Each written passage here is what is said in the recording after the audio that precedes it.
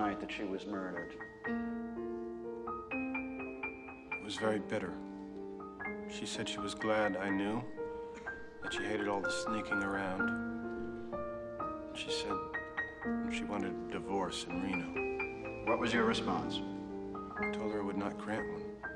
I'll see you in hell before I see you in Reno. Those were the words you used, Mr. Dufresne, according to the testimony of your neighbors. If they say so. I really don't remember. I was upset. What happened after you argued with your wife? She packed a bag. She packed a bag to go and stay with Mr. Quinn. Glenn Quentin, the golf pro at the Snowden Hills Country Club. The man you had recently discovered was your wife's lover. Did you follow her? Went to a few bars first. Later, I drove to his house to confront them. They weren't home, so I parked in the turnout and waited. With what intention? I'm not sure. I was confused, drunk.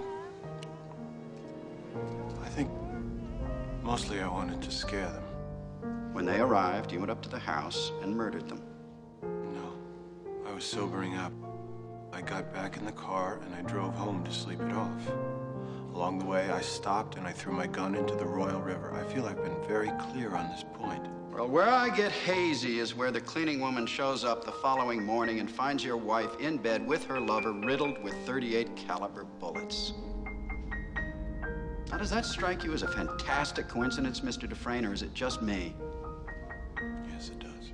Yet you still maintain that you threw your gun into the river before the murders took place. That's very convenient. It's the truth.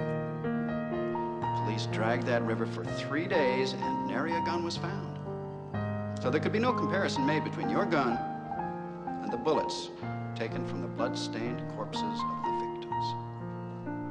And that also is very convenient, isn't it, Mr. Dufresne?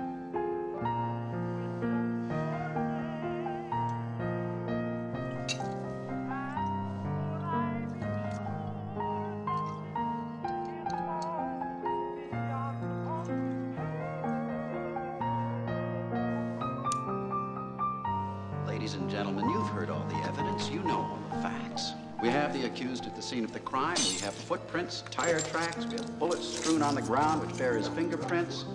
A broken bourbon bottle, likewise with fingerprints.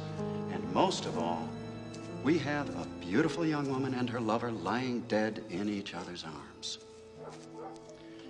They had sinned. But was their crime so great as to merit a death sentence? Now, while you think about that,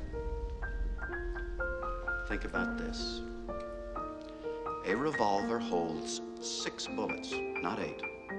I submit that this was not a hot-blooded crime of passion. That at least could be understood, if not condoned. No. This was revenge of a much more brutal and cold-blooded nature. Consider this: 4 bullets per victim.